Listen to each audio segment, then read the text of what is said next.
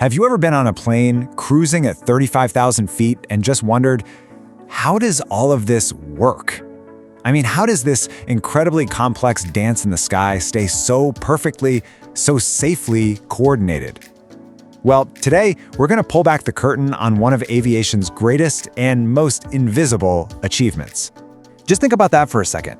It's an absolutely staggering challenge, right? You've got a pilot from Korea flying into an airport in Brazil. They have to understand every little procedure just as perfectly as a local pilot would. Any little mistake, any miscommunication, well, the stakes are just too high. So how on earth do they pull it off? The answer, it turns out, is as simple as it is brilliant. They all speak the same language. And no, I'm not talking about English or Spanish or Mandarin. It's a visual language, a language of symbols, colors, and procedures that's understood by every single pilot in every single country. So let's talk about that for a moment. A sky full of strangers. Imagine a busy highway with no road signs, no speed limits, no common rules. It would be total chaos. And that's exactly what the sky would be like without some kind of global agreement. Okay, so let's get into the nitty-gritty. The hero of our story today is this document called Annex 4. It's part of a huge international agreement overseen by ICAO, which is basically the UN's agency for aviation. And to put it simply, Annex 4 is the global rulebook for making the maps that pilots rely on. Its one and only goal is to make sure those maps are consistent and safe for everyone, everywhere. And that brings us back to this idea of a universal language. This Annex 4 is the dictionary, it's the grammar guide, it's the foundation for this whole system that makes global aviation possible in the first place. You know, the best way to think about it is like this. It's the official roadmap for the sky. Just like you could look at a roadmap for a foreign country and understand it because the symbol for a highway or a city is always the same, a pilot can look at a chart for any airport in the world and know exactly what's going on. So how does this one document create an entire visual language? What is it actually standardizing that creates this incredible level of order and safety we see every day? Well, it really boils down to four main jobs. First, it defines all the different types of charts a pilot could possibly need. Second, it standardizes the content on those charts. What symbols to use, what colors mean what. Third, it demands that these charts are incredibly accurate and constantly updated. And fourth, it sets the rules for how these vital charts get out to all the people who need them. And the level of detail is just wow. I mean, look at this table of contents. There are specific chapters and charts for every single phase of a flight, from the moment you push back from the gate, to departure, to cruising, to landing, and even a chart for how to park.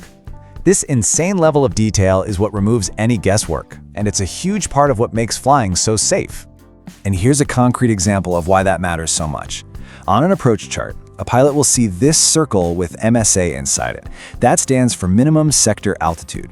It tells them the absolute lowest altitude they can safely fly in that area to avoid hitting a mountain or a broadcast tower. That one symbol communicates a critical life or death piece of information instantly. And that symbol looks exactly the same in Tokyo as it does in Toronto. Okay, so let's see how this all plays out in the real world. Let's follow a hypothetical flight and see which pages of this universal language a pilot is actually using. The journey begins before the plane's wheels even leave the pavement. The pilot uses what's called an aerodrome chart. This is a super detailed map of the airport itself. It shows the exact taxiways to take to get from the gate to the runway without bumping into any other planes. Then, once they're in the air, they switch over to the en route chart.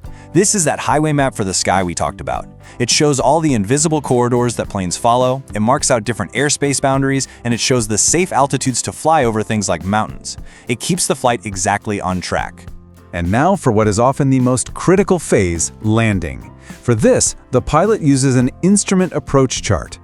This thing is basically a step-by-step recipe for landing a plane safely. It gives the pilot the precise path to fly, the speeds to maintain, and the altitude changes to make, all to get the plane perfectly lined up with the runway, even if they can't see anything outside the window. It's an absolute lifesaver. Now, you might think a rulebook like this gets written once and then just sits on a shelf forever. But that's not how it works at all. Aviation technology is always changing, so the language of the sky has to change right along with it. The first edition was adopted way back in 1948, and they were already tweaking it by 1956.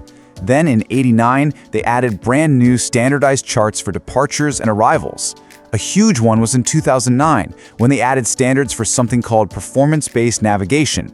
Basically, that's the modern GPS-based system that lets planes fly more direct and efficient routes. It's a perfect example of how these rules are always being updated to keep up with the time. This quote just nails it, doesn't it? It's not some dusty old book. It's a dynamic, essential tool that is actively shaping air travel and keeping it safe every single day all across the globe. Of course, getting every single country on Earth to adopt and maintain these incredibly high standards, well, it's not easy. You've got technical challenges, countries with fewer resources, all sorts of administrative hurdles. But the amazing thing is the global aviation community works together through constant updates, training programs, and collaboration to make sure it happens. So when you put all of these pieces together, you start to see that Annex 4 isn't just a book of rules for maps. It is the very architecture of our global aviation safety system. So the next time you're flying and you feel that little bump as the wheels touch down, take a second to appreciate this invisible shield. It's this amazing testament to international cooperation, a silent agreement between nations that, when it comes to safety in the sky, we will all speak the same language. At the end of the day, the safest way to travel in human history doesn't rely on luck. It relies on a shared, universal understanding that has been meticulously designed and agreed upon by the entire world. And that is the incredible power of Annex 4.